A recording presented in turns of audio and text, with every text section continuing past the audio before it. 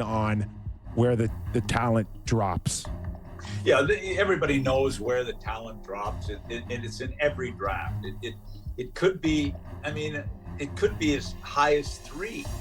I mean, I remember a draft where, Cam Barker went 3rd overall, and it was a major drop-off after, Malkin and Ovechkin. Malkin, and Cam Barker went number 3. So, it drops off early in some stages, and typically you get to the mid numbers. And I think often back to when Getzlaf and Perry went late first round. We were praying we were going to get Perry in the second round because we had the second pick in the second round. And he goes, 25 to Anaheim? Getzlaf was a late first round pick that people liked him, but I mean, nobody saw the two of them becoming Hall of Famers, I'll tell you that. So there's drop-offs every year, and it varies. But, and you don't know. I mean, you get guys, I had a couple of 7th round picks that played 900 games in the NHL. Chris. So it's all over the map each year. So tonight is the theme of your book, Draft Day, is it not? Do you feel a special affiliation to this event tonight? Are you selling copies? I feel so special about it that I probably won't even watch it. I'm in LA here, and I've got to tell you, it's so weird here. So sorry, are you there for something totally independent of the draft? I was speaking at a sports management conference, so I'm speaking at it. So, but it just doesn't feel like the draft. I think it was a monumental mistake. I think they regret it. Obviously, it's going to go back. We knew the GMs wanted this, and I think they're going to be disappointed. And I know they are here in LA. I mean, it just is not, the energy that typically is around the draft is not here. Mac, part of the news coming in, and it's been fast and furious the last 24 hours, is an agreement on a new CBA that runs 4 years here.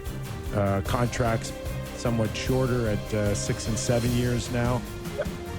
And, various of other smaller details coming in now as well. But how important is labor piece here for the league, the players, and maybe a few sponsors out there? Certainly, a new television agreement as well here at Sportsnet.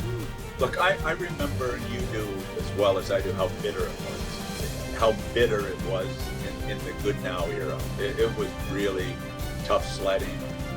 I saw Ron Hainsey this morning, congratulate him on the deal. You know what? I think it's really important, and I think the players have got a good thing going. I know there's a few little things at the end that were, sticking points, but pretty minor in the whole scheme of things. I like it. I think it's good to have it out of the way. I think Marty Walsh, I haven't seen the details of it, but I think Marty and Ron Hainsey are to be commended, to get this done this fast.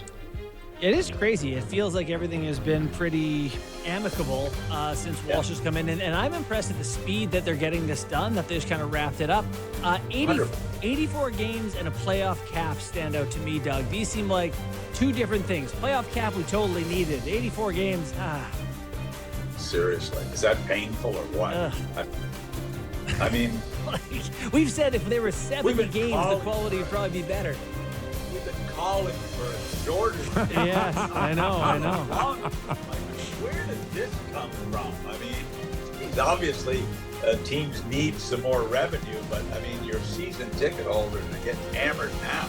I mean, imagine a couple more games in there. Like, seriously. What's crazy, too, is they said if you have 100 games, Doug, maximum 2 preseason games.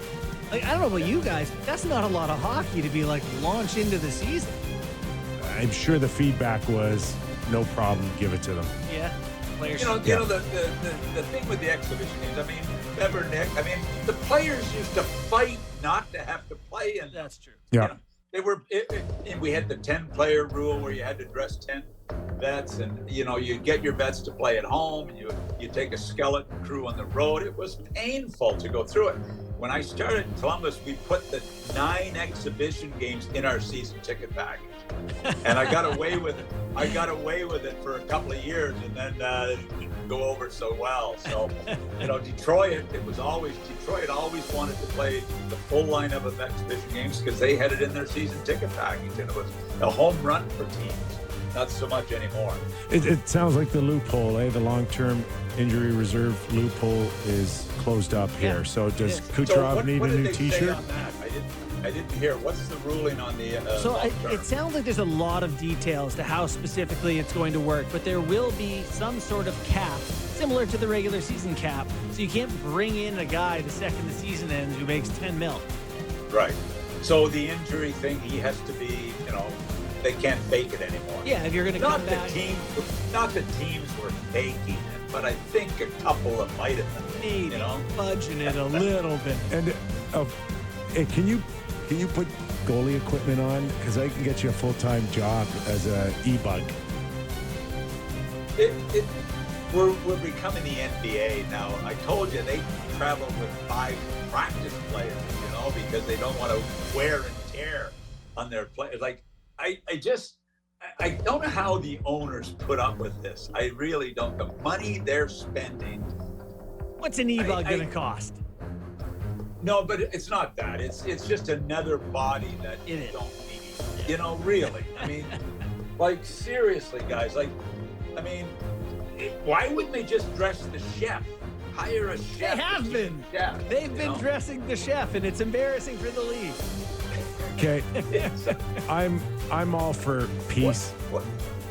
I'm all for peace with the CBA, but when you start, can you imagine an intense conversation on now a dress code? They've got a CBA dress, can't enforce a dress code anymore. This might be the most embarrassing thing I've heard in a CBA in history. That there's no dress code. There is no more dress code.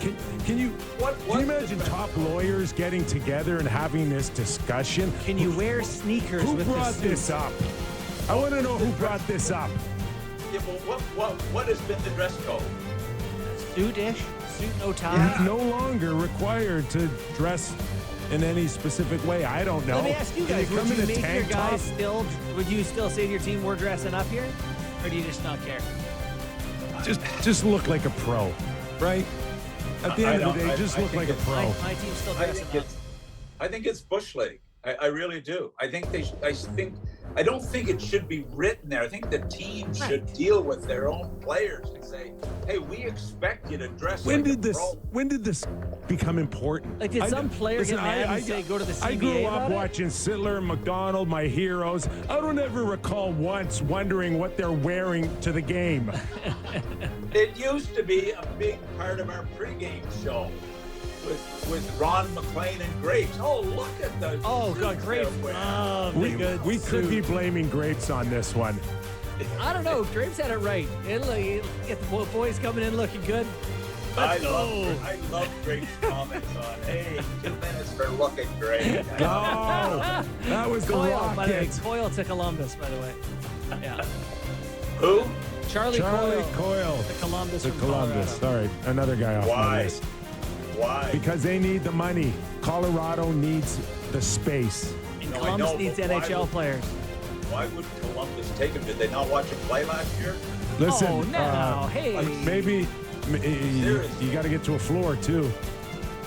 Yeah.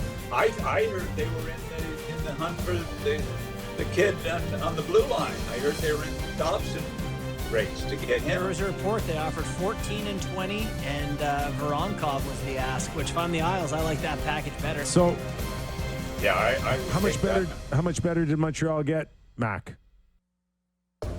I think they got a lot better. I mean, if he puts up, with the kid and him and Hudson on the blue line, it gives them a whole different dimension as far as puck movement. I mean, they're a very solid.